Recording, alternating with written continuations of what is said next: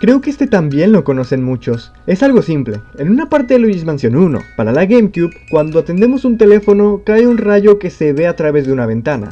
Supongo. Y este rayo refleja la sombra de Luigi, pero esta se ve como si estuviera aparentemente colgado de una soga. Rápidamente se hicieron teorías que decían que Luigi se había suicidado por haber visto tantos fantasmas. Recordemos que es muy miedoso. Y siempre asociaban esta escena con una de la beta del juego para dar más miedo. Al final, resultó ser solo un error de iluminación. GTA es una saga llena de cosas ocultas y referencias a la cultura pop, pues en sus juegos hay muchos easter eggs muy interesantes, y la mayoría son populares. Lo que nos interesa ver aquí son los easter eggs más populares y o los más turbios. Así que veamos, aunque solo lo mencionaré por encima. En GTA 3 hay un easter egg interesante, un pueblo fantasma al que solo se puede acceder con hacks. Este no es más que la ciudad utilizada en algunas cinemáticas. En este mismo juego, los secretos más interesantes tienen que ver con las entregas anteriores, GTA 1 y GTA 2, como su aparición en unas computadoras o la inclusión de la página de Rockstar al título. En GTA Vice City le metieron mucha imaginación. Puedes encontrar estatuas debajo del mar, el logo de Rockstar esparcido en algunos lugares, referencias a los GTAs anteriores, hay un edificio con un pico dibujado, un apartamento con manchas de sangre y una mansión. Estos dos últimos haciendo referencia a Scarface. En GTA San Andreas las cosas se extienden aún más, mostrándonos unas bolsas con cadáveres en una fosa, una estatua autocomplaciéndose, la famosísima Área 69, unas rocas en forma de un auto fantasma, un fotógrafo suicida y un pozo con desechos tóxicos. En GTA 4 hay algunos interesantes. Encontramos referencias a Halo, Chuck Norris y Terminator, un corazón gigante dentro de la Estatua de la Libertad, una mansión abandonada, un sitio web para pederastas, sus necesarias referencias a previas entregas y una cajita con un cráneo adentro. Lo normal. Y por último, porque ya me alargué mucho, en GTA V están los easter eggs más populares, como la presencia de ovnis, un mural que te advierte de ellos, un alien congelado, huesos de un dinosaurio, el asesino del infinito, un fantasma muy sobrepuesto, un tanque debajo del mar y un retrato de mi hermoso Jesse Pinkman, de mi serie favorita Breaking Bad. Y os juro que esta referencia no la conocía. Y bueno, quedan muchísimos easter eggs más, de los juegos que mencioné y también de los que no, pero ya me alargué bastante, así que mejor continuemos. A partir de Call of Duty Finest Hour, los desarrolladores empezaron a agregar ositos de peluche en todas las entregas siguientes, en distintos mapas del modo campaña y o del modo multijugador. Las razones para esto son desconocidas, pero se especula que le da un ambiente más realista. Me explico. En todo este ambiente de guerra es normal que los militares lleven fotos familiares o en general algo que les dé seguridad, protección y que les recuerde a su hogar. Dichos objetos pueden ser escogidos por los propios militares o dados por sus hijos antes de asistir a la guerra. Esto, además de explicar la presencia de los peluches en los mapas, le da cierto toque depresivo. El hecho de que estén tirados significa que los dueños no pudieron sobrevivir. En Call of Duty Zombies también hacen presencia sus ositos, pero poseídos. Estos tienen más conexión con Samantha, una niña fantasma que hace presencia en el lore de la saga Zombies, y a la cual le gustan mucho los ositos de peluche, y más cuando están poseídos. Bastante bonito, la verdad. En Pokémon XY se habla de una guerra completamente canónica, pero en este caso hablaremos de otra guerra presentada mucho antes en la franquicia, y la cual no se ha confirmado, dejándolo todo en especulación. Aquí abro un paréntesis, cabe decir que yo no estoy basado, así que no sabría decirles si lo que estoy diciendo en este puesto es verdad o no. A lo mejor llega un fan de Pokémon y me dice, no, te equivocaste en esto, y pues están completamente libres de corregirme. Y bueno, sigamos. Se trata de una especie de guerra entre distintas regiones ocurridas antes de los juegos de Pokémon Rojo y Azul, lo que explicaría cosas como la ausencia de muchos adultos, en especial hombres. Además, el entrenador del gimnasio de Ciudad Carmín afirma haber participado en una guerra en la que sus Pokémones eléctricos lo salvaron y le permitieron sobrevivir. Se puede interpretar como cualquier otra guerra, pero bueno, igualmente se puede usar este dato en la guerra que se especula. Se supone que hay más datos y pruebas que confirman esta devastadora guerra entre regiones que acabó con la vida de Pokémones y adultos, pero creo que lo estoy explicando del culo, así que mejor pasemos al siguiente tema. Este es el nombre de una misión algo turbia de Call of Duty Modern Warfare 2. En esta prácticamente realizamos un tiroteo terrorista en un aeropuerto. Obviamente tiene su contexto dentro de la historia, pero la escena da ese malestar de que no deberías matar gente inocente. Pero pues esa es la intención de la escena. Es cierto que puedes no disparar en esta escena y la historia continuará perfectamente, pero eres cómplice de un tiroteo, y eso fue suficiente para que el juego recibiera censura en muchos países y que los desarrolladores se vieran forzados a permitir que se omitiera la misión. En distintos juegos de Halo se reportaron casos de jugadores fantasmas en partidas multiplayer privadas, y por supuesto hay muchas de estas apariciones documentadas. Consisten en jugadores sin nombre que acceden a partidas privadas, se mueven de una manera anormal y son difíciles de matar. Además que son muy pros. Parecen bots pero no tienen animación al correr y además el juego los cuenta como si fueran jugadores reales. Muchos sospechan de que sean verdaderamente bots programados para sacar de onda más de uno. Muchos otros creen que se trata de hackers, la gran mayoría piensa que son glitches y otros más piensan que son fantasmas reales. Dime tú en los comentarios qué es lo que opinas al respecto. En la primera generación de la franquicia de Pokémon, tu personaje, o sea Red, peleará contra su rival Blue múltiples veces. Pues bien, generalmente la segunda batalla que tienes con él, pelearás contra un Rattata que él capturó en su aventura, y en la pelea siguiente pelearás contra su Rattata evolucionado, o sea contra un Raticate. Sin embargo, una vez que lo venzas y continuando tu aventura, te lo encontrarás en el pueblo Lavanda, donde sabemos que se encuentra un cementerio de Pokémon, además de que Blue no tendrá a Raticate en su equipo. Y se lo notará muy triste, diciendo frases que nos dan a entender que su Raticate murió y que acaba de enterrarlo, posiblemente hace poco, y por eso está en este pueblo. Lo más turbio es que posiblemente nosotros mismos matamos a su Raticate por accidente, o quizá a propósito.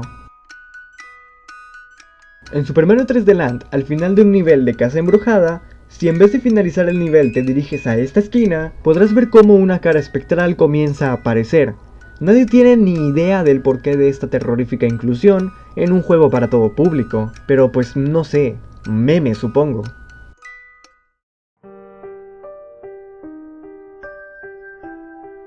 En Skyrim existen 5 tarros con insectos dentro que puedes recolectar. En las tapas de cada uno puedes leer la ciudad a la que pertenece cada insecto, pero si las conectas todas en el mapa, generan la forma de un pentagrama. En el interior del pentagrama quedan unas 5 estructuras que también forman otro pentagrama, el cual deja en el centro al santuario de Talos. Nadie sabe qué significa todo esto, pero suponen que hay que hacer distintas cosas en las ciudades marcadas y en el santuario para provocar el fin del mundo. Pero son meras especulaciones. Ojo, no lo confundan con este juego, estamos hablando de este otro. Aparentemente consiste en un juego con una sola copia existente en el mundo. Fue comprado en una subasta por alguien con intenciones de documentar su progreso en video y subirlo a internet. El juego tiene un diseño pixelar y colores monocromáticos, además de una historia poco clara. Se pueden escoger 2 personajes, uno de ellos es un demonio todopoderoso, pero al ser invisible hasta para el jugador, era imposible jugar con él, así que solo quedaba escoger a la mujer no poderosa, XD. Ah no, que sí tiene poderes, tiene la capacidad de hacerse grande y pequeña al azar, bastante bien la verdad. Pero, ¿qué tiene de especial este juego? Pues bien, además de ser confuso, tener una historia con alusión a la esclavitud y a la tortura en un trabajo convencional, y solo existir una copia original, el juego era interminable. Llega un punto en el que es imposible avanzar hasta que llegas a una parte con un túnel que puedes atravesar, pero mientras cruzas, la pantalla se pone en blanco y el juego se desinstala del dispositivo, haciéndolo imposible de terminar. Existen muchos títulos que rompen la cuarta pared de formas increíbles, ya sea de forma graciosa o de manera terrorífica. En este caso quería resaltar 2 juegos, Undertale y Doki Doki Literature Club. Si conocen algún otro juego, por fin dejen en los comentarios. Todo el mundo sabe lo que hace Undertale. Algunos ejemplos. Si intentas hackear el juego, Sans no te dejará. Además, en el juego principal existen 3 rutas diferentes que puedes tomar. Pero, si tomas alguna de estas antes de otra, como la genocida antes de la pacífica, el juego recordará lo que hiciste. Y por último, en la batalla con Sans de la ruta genocida debes jugar con la propia interfaz de la batalla, entre muchos otros ejemplos más.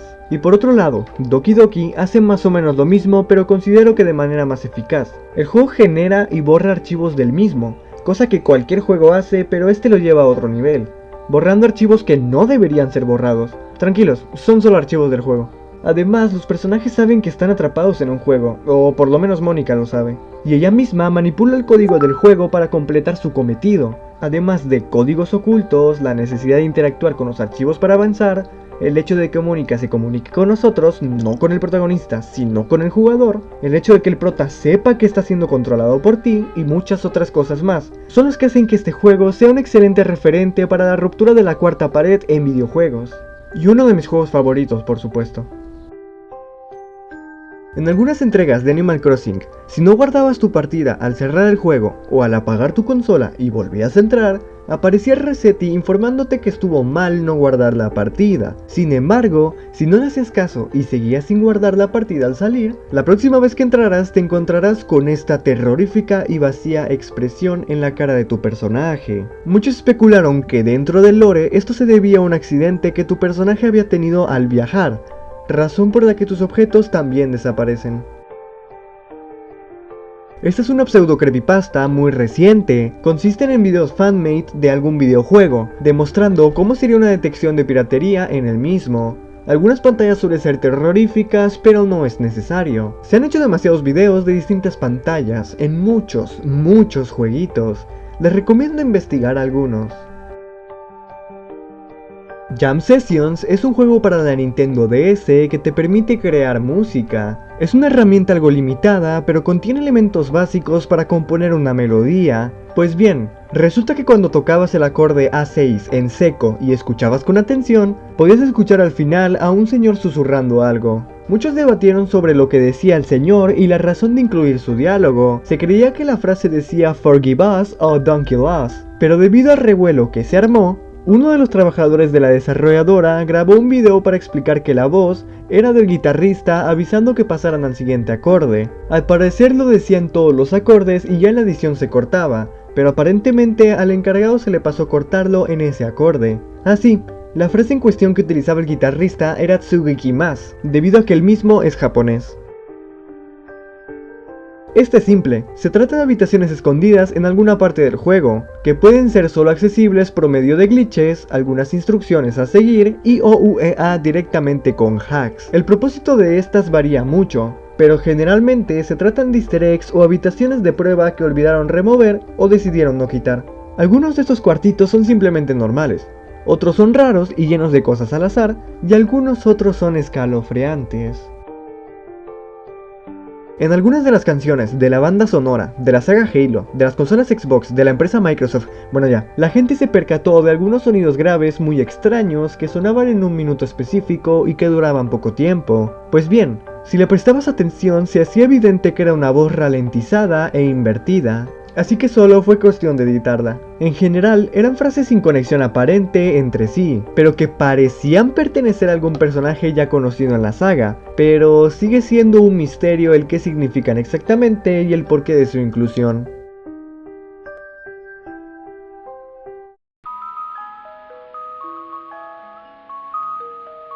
Quizá lo conozcan, quizá no. Este guapetón de aquí se llama Gigas. Es el jefe final del primer juego de Earthbound o Mother en Japón, pues este personaje da mucho miedo y no queda con la temática pseudo alegre del juego, pero aparte, los jugadores encontraron algunos detalles cuestionables, como aquí. ¿Pueden ver la forma? Exacto, se alcanza a ver la forma de un bebé, acurrucado aparentemente dentro de un vientre. Hay más, pues la zona a la que llegamos para pelear contra el jefe tiene forma de un aparato reproductor femenino. Además, el juego se llama Mother, o Madre, en el país de origen, Japón. Considero que precisamente esto es una pista más del significado de Gigas. Desconozco la razón verdadera del nombre del título, pero considero que tiene mucha relación. Y también desconozco más pruebas, pero creo que se entiende. Pero hay más. El creador confirmó que la batalla final está inspirada en una escena de una película para adultos que vio por accidente, la cual confundió con una violación. En Call of Duty Modern Warfare 3 hay un mapa con un cementerio, en el cual, si te acercas a un punto específico y escuchas con atención, podrás escuchar unas voces fantasmales algo perturbadoras. La cosa es que no se queda solo ahí. En el mismo juego, en el modo campaña, hay una cinemática introductoria de una misión, que te enseña una familia grabando de lo mejor en Londres, hasta que un autobús estaciona y explota, matando a la madre y a la hija en el acto e iniciando uno de los primeros ataques químico-terroristas. Pues bien, los diálogos de estas dos personas que se escuchan durante la cinemática son las voces fantasmales que podemos escuchar aquí. La pregunta es, ¿por qué? el porqué de su inclusión. No es como que las personas hubieran muerto y ahora por eso estuvieran hablando en un cementerio. No tiene sentido. Esta es una teoría algo rebuscada, y yo por más que la miro me parece más una creepypasta. Pero bueno, la teoría dice que Link, en The Legend of Zelda Majora's Mask, está muerto, y que cada uno de los jefes que derrotas y zonas que visitas representan las etapas del duelo que uno enfrenta cuando sufre una pérdida que no puede aceptar. Sí que es cierto que los jefes tienen relación con las etapas, pero recomiendo tomar la teoría con las pinzas. Este juego quizá no es tan conocido, pero se hizo una discusión muy grande en distintos foros porque mucha gente aseguraba que el juego susurraba su nombre, mientras que otros decían que susurraba palabras como muerte. El juego no es de terror ni mucho menos, pero sí que tenían razón las personitas que hablaban del tema. Resulta que el juego tenía programados muchos audios de una persona susurrando una lista de nombres, y de manera aleatoria se reproducían en volumen bajo. No tengo ni idea de por qué los desarrolladores meterían esto, pero bueno, a Zorretroll. En la saga Portal existen los famosos cubos de compañía, esos cubitos que puedes agarrar y usar para resolver los distintos puzzles presentados en el juego. Bien, una de las teorías más oscuras del título los involucra. Esta teoría dice que dentro de los cubos de la compañía se encuentran cadáveres almacenados, deduciblemente de humanos. Las pruebas para esto son las siguientes. En Portal 1, GLaDOS nos obliga a quemar uno de estos cubitos para poder avanzar, pero cuando lo haces salta el logro fratricida, lo que significa asesinar a tu hermano. Otra prueba es que GLaDOS nos exige que no escuchemos a los cubitos aunque nos estén dando consejos, y cuando les habla directamente a los cubos se dirige a ellos de una manera igual a como uno le hablaría a un ser humano, o sea que les habla igual que como nos habla a nosotros. Esta y muchas pruebas más arman la teoría de que hay cuerpos encerrados en los cubos de compañía, pero la duda es, ¿por qué? La respuesta más acertada sería que son cadáveres de personas utilizadas para hacer pruebas y experimentos en el lugar, y que fueron almacenados en estos cubos, ya sea como parte del experimento o como una manera de esconderlos y deshacerse de ellos. La verdad, es una teoría que, de ser verdad, le da un toque bastante turbio a la historia. Until Dawn es uno de esos juegos que tienes que probar. Bueno, no, realmente yo no lo he probado, pero bueno, me refiero a que el juego está bastante piola, según lo que he visto. En el juego hay muchos personajes importantes y tú los controlas a todos. Depende de ti el rumbo que le quieras dar a la historia. Pues bien, Josh es este personaje de aquí, que al inicio del juego los invita a todos a una cabaña en la que solían juntarse hace tiempo. Ya en el lugar y después de un buen rato, un asesino que nadie sabe quién es empieza a atormentarlos.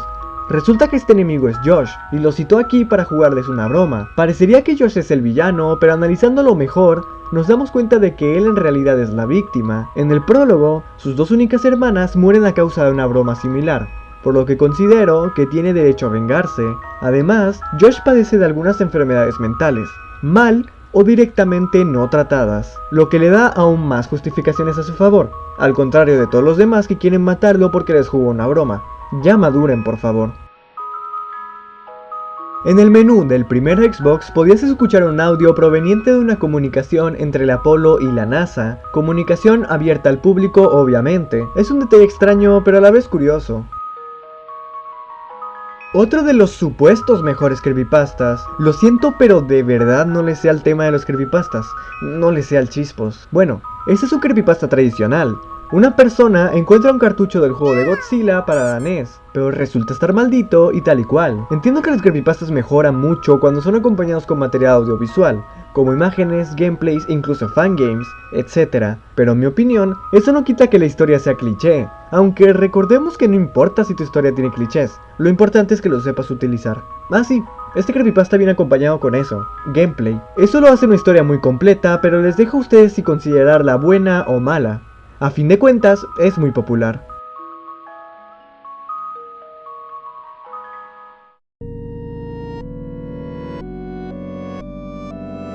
Ya hablamos sobre las habitaciones ocultas en videojuegos. Pues bien, en Skyrim 5 hay una habitación oculta muy peculiar y turbia. Se trata de la habitación de los muertos, un cuarto en forma de cruz con algunas lápidas por ahí. Pero además, aquí se almacenan todos los NPCs que hayas matado durante tu aventura, con la condición de que no se pueden repetir. Definitivamente la existencia de una habitación así, por más secreta que sea, provoca escalofríos a cualquiera, y más si has sido un nene malo que, aparte de hackear el juego, que es la única manera de acceder al cuartito, has matado a mucha gente inocente. Con esto provocarás que esta habitación esté inundada de cadáveres.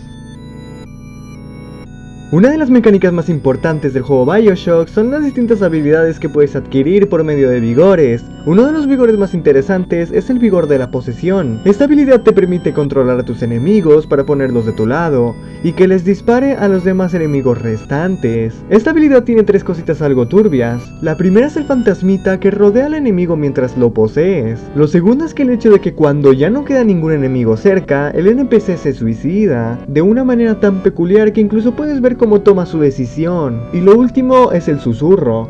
Un susurro que se escucha la primera vez que adquieres el vigor y mientras posees a alguien. Este susurro está claramente invertido y al editarlo nos encontramos con un diálogo de Romeo y Julieta, uno en el que Julieta lamenta el suicidio de Romeo para posteriormente hacer lo mismo. Considerando el hecho de que el enemigo controlado se tiene que suicidar al final de su cometido, pues ahora todo tiene sentido. Investigando para este tema, encontré una página de Wikifandom llena de videojuegos perdidos.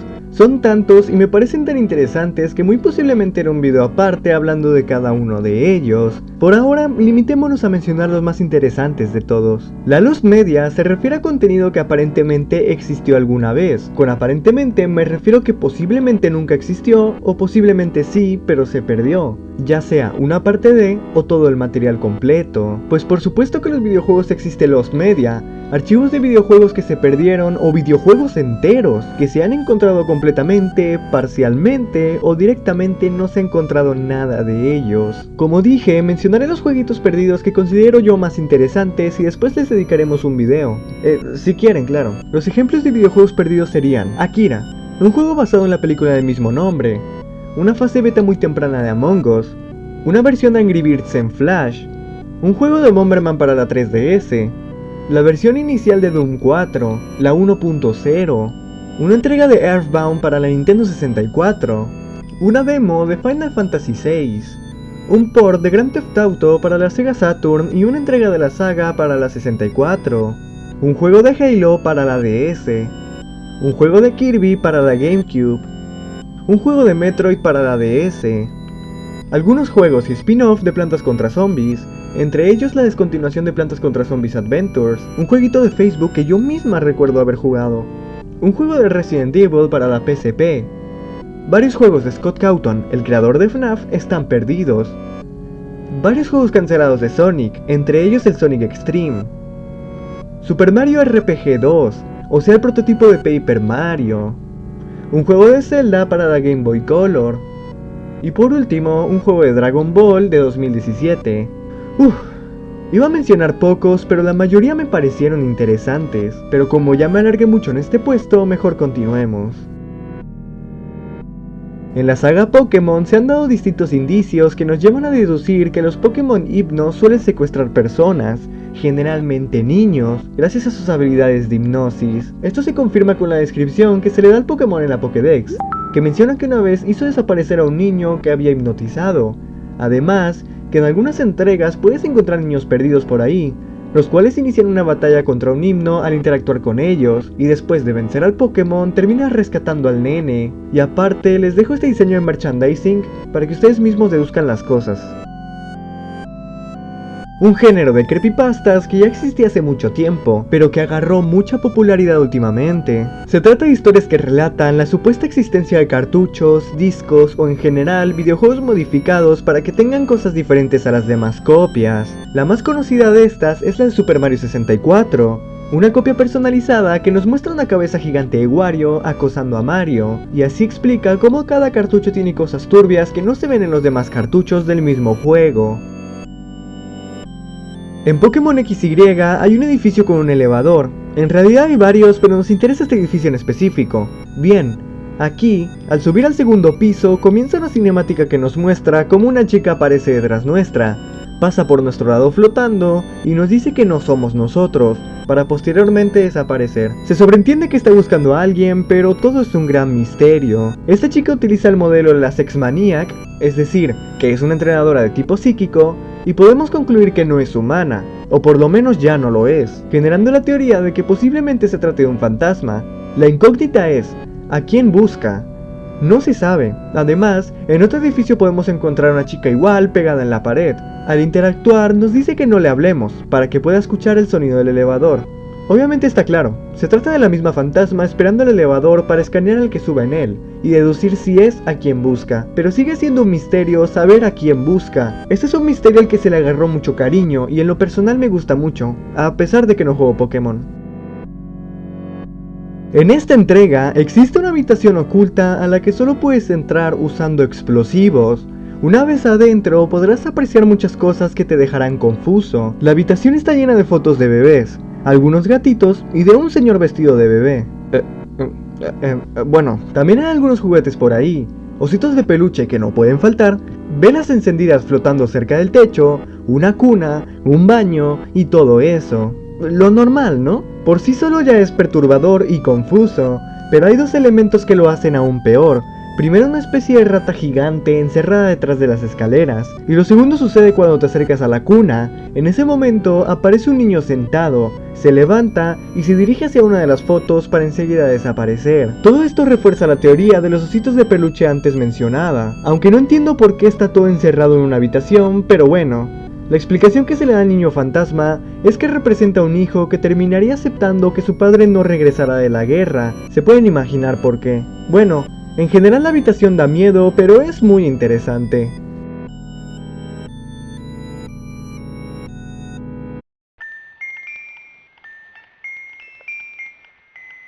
Este es un videojuego de terror desarrollado para la PlayStation 2.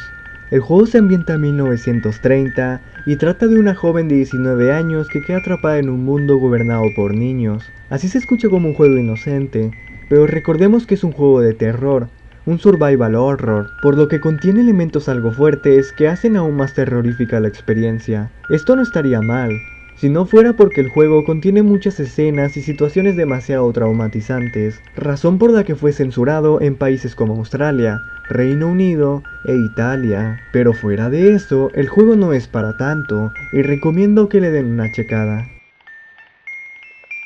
En Silent Hill 2, el protagonista recibe una carta de su ya fallecida esposa Mary, quien murió hace 3 años por una enfermedad. En la carta nos pide que vayamos al pueblo de Silent Hill, donde nos está esperando. Obviamente sabemos que está muerta, pero decidimos ir a investigar, y ahí es donde ocurre todo el juego. Fin. El juego está muy piola y tiene varios finales, pero hay algo interesante, algo que nunca se nos menciona directamente, pero se sobreentiende al analizar algunas pistas y los finales de la historia. Esta teoría vendría diciendo que nosotros mismos, o sea el protagonista, matamos a la esposa, y que todo el tiempo ella estuvo en la cajuela de nuestro auto. No quiero entrar en muchos detalles, pero las pistas más evidentes son estas. El juego nos revela al final que nuestra esposa realmente sí está muerta. El hecho de que la cajuela no se puede abrir, el que se nos confiese que nuestra esposa no murió por la enfermedad, uno de los finales en el que te suicidas tirándote con el auto al mar, etc. Entonces la historia quedaría así. Nosotros asesinamos a nuestra esposa para acabar con su sufrimiento, ya que sí estaba enferma, pero no murió por eso. Luego, nuestro cerebro hizo que nos olvidáramos de todo eso y nos convenció de que nuestra esposa nos estaba esperando en Silent Hill. Y se explica que nuestra esposa no murió hace 3 años, sino que la acabamos de matar. La subimos a la cajuela y ahí es donde nuestro cerebro empezó a actuar. Me quiero disculpar si dije algo mal, no estoy bien informado y se supone que los temas presentados en este iceberg los resumiría para que quedaran los más cortos posibles. Pero ya vemos que fallé en eso. Este es un creepypasta de 2017 que estalló en popularidad, principalmente por lo bien que estaba hecho. Lamentablemente avanzaba muy lento, pero logró generar una comunidad de fans que seguían las novedades de la historia. Este creepypasta trata de lo siguiente. Un chico empieza a subir gameplays a un canal de YouTube llamado Petscop.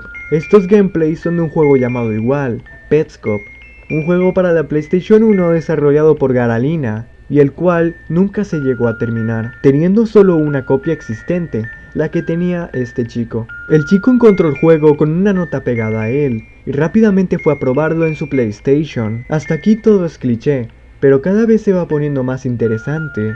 El juego está muy raro en general, y tu objetivo aparentemente es capturar mascotas, resolviendo algunos puzzles. Bien, llega un punto en el que ya no se puede avanzar y te pide escribir un código, el cual venía escrito en la nota. Una vez escrito, el jugador es transportado a una zona muy vacía, muy oscura, muy turbia, y todo se hace más y más confuso. A partir de aquí, las mascotas que el jugador captura son niños, y hay muchos elementos que representan a los niños como mascotas o regalos, algo muy perturbador. Además, una de las historias más importantes es la que se relaciona directamente con el asesinato de Candace Newmaker, un caso real que verdaderamente ocurrió, en el que Candace, una niña de corta edad, es asesinada por su madre adoptiva y algunos adultos más en una supuesta sesión de renacimiento para intentar corregirla. El audio de este suceso quedó grabado y es horrible darte cuenta cómo los adultos trataban aquel evento de la manera más sádica y desalmada posible.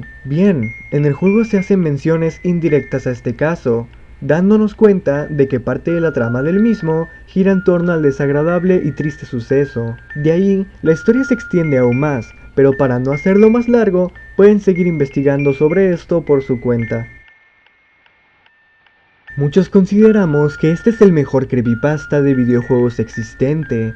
Tiene sus fallos obviamente, pero está bien estructurada, es disfrutable, es extensa y rica en contenido. Pero vayamos por partes. Primero su historia. La princesa consiste en un supuesto personaje creado por un supuesto programador. Dejaré de decir supuesto, pero que quede claro que todo esto es ficción. Este personaje fue creado para un juego en el que estaban trabajando. Lamentablemente, la idea fue cancelada y reemplazada, pero este programador se obsesionó mucho con su personaje, lo que lo llevó a suicidarse. Después del suicidio de su compañero de trabajo, los demás trabajadores de la empresa comenzaron a reportar fallas, errores, bugs, glitches, etc. en el juego que se encontraba en desarrollo, aparte de la aparición de una entidad de pelo rojo, la cual estaba causando todos esos problemas. Todo esto provocó que el desarrollo del juego fuese totalmente cancelado, y que los trabajadores abandonaran la empresa. Y así es como la princesa comenzó a invadir distintos videojuegos a lo largo del tiempo y del mundo, causando un sinfín de errores y mucho terror en los jugadores. Esta premisa me encanta y les recomiendo investigar más a fondo sobre este creepypasta si les interesa. La verdad se siente bien salir del típico cliché de me encontré un cartucho maldito y desde ahí mi vida cambió, yo no lo tengo descargado porque ya lo tengo pero no le di importancia. Animal Crossing siempre ha sido una saga de juegos muy bonita, agradable y relajante para pasar un buen rato. Pero desde siempre ha existido la leyenda de que el juego maneja un tema muy oscuro de esclavitud infantil. Esto se reforzaba solo con que controlamos a un guagua para hacerlo trabajar y resolver los problemas de todos en el pueblo. Pero en la entrega para DS, Wild World, las cosas se ponen aún más turbias. Al inicio del juego, llegamos al pueblo en un taxi conducido por un personaje llamado Capitán, un sapito. Pues bien, muchos encontraron similitudes entre este personaje y un kappa, una leyenda japonesa muy conocida en esas tierras. Los kappas supuestamente eran bichos hambrientos cuyo objetivo era secuestrar niños para ahogarlos en el río y comérselos. Entonces, regresando al juego, al inicio un kappa nos está llevando, como si nos hubiera secuestrado, pero en vez de comernos, nos deja en el pueblo para que puedan esclavizarnos. Considero que esta teoría está muy rebuscada e intenta relacionar forzadamente a los kappa con ese sapito, pero bueno, ahí está la teoría. ¿Recuerdan la leyenda urbana de Polybius? La comentamos en unos niveles atrás, en la primera parte, pero un breve resumen. Polybius es un inexistente juego que supuestamente mataba a las personas que lo jugaban. Bueno, Berserk es un juego que sí existió y sí provocó muertes reales, lamentablemente. Este era un shoot 'em up o dual stick shooter, lanzado en 1980 para las arcades. El juego en sí era simple, pero lo importante es que fue la causa de algunas muertes.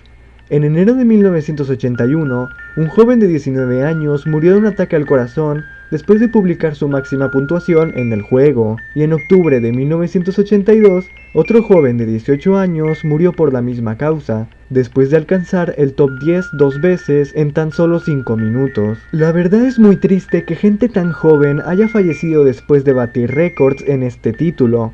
Además, este es el primer videojuego de la historia que ha generado muertes, de manera directa o indirectamente. Este es el juego más popular creado en el motor RPG Maker. Se trata de un jueguito pixelar en el que controlamos a Madotsuki en su diario de sueños. O sea que iremos pasando por distintas situaciones ocurriendo en los sueños de la prota. Por supuesto, el juego tiene un trasfondo y una historia, solo que es demasiado enigmática y apenas se nos dan pistas del argumento. Además de todo esto, hay algunos secretos y cosas no tan secretosas que pueden congelarle la sangre a más de uno, como Uboa, un personaje misterioso que aparece aleatoriamente al apagarle la luz a Poniko constantemente, y que al tocarla nos transportará a un lugar curioso. Los distintos lugares que visitamos, los elementos de la historia que sí nos proporcionan, más en el manga, y hasta el propio final del juego, son los que hacen que este juego sea bastante perturbador. Muchos consideran que el juego es increíble, y la verdad, opino lo mismo, pero eso no quita que tenga elementos de terror que lo coloquen en este puesto. Este es un videojuego independiente, en el que el jugador, o sea nosotros, empezamos a jugar un jueguito arcade llamado Pony Island, pero descubrimos que el juego está corrompido por Lucifer, quien está robando las almas de los que juegan el juego. Una de las almas atrapadas nos ayuda a progresar para que podamos salvarlas a todas, y así es como nos embarcamos en una aventura dentro del código del juego para rescatar almas en pena y evitar que se lleven la nuestra. El juego es muy interesante, además rompe la cuarta pared de maneras increíbles. No sé si se dan cuenta de que gran parte de los juegos que se violan la cuarta pared son indies. La verdad me parece curioso. Bueno, el juego es una gran mezcla de metaficción, con horror puro y duro, pero en este campo no es nada del otro mundo. Si se encuentra acá es por lo muy bien que está hecho. Otro videojuego independiente, este es un jueguito de 2012, que fue lanzado completo en 2016. El juego es simple, hay que recorrer distintos lugares con el objetivo de conseguir varios objetos y así progresar en el juego, mientras Whiteface, el antagonista, te observa detenidamente. Lo que mola del juego es lo turbio que se llega a poner, la claustrofobia que intenta y logra provocar en el jugador, y por supuesto, la ruptura de la cuarta pared, que te obliga a jugar con los archivos y procesos que va creando el juego, para así poder avanzar. Como en Doki Doki, pero más turbio y la verdad menos conocido, creo.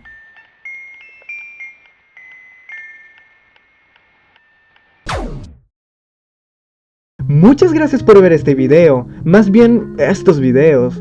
Lo cierto es que me hubiera gustado hacerlo todo en un solo video, pero bueno, no quería hacer un videito de 1 hora entera. Aún así, espero que hayan disfrutado el iceberg. Muchas gracias por quedarse hasta el final y escuchar lo que tenía que decir. Se los agradezco un montón.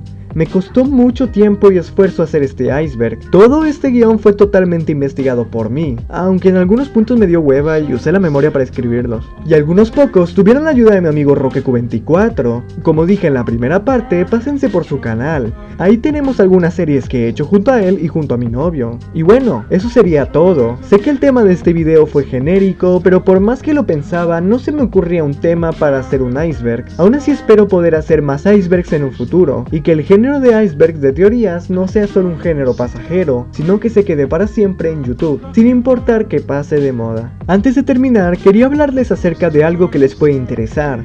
Miren, mi novio es un excelente artista y empezó a hacer comisiones hace poco. Si les interesa conseguir dibujos así de hermosos sobre lo que ustedes quieran y tienen el dinero para hacerlo, les recomiendo mucho que se pasen. Les dejo los links en la descripción. Y nada, muchas gracias. Denle me gusta a este video, suscríbanse si aún no lo están, únanse al server de Discord porfis y nos vemos luego. Adiós.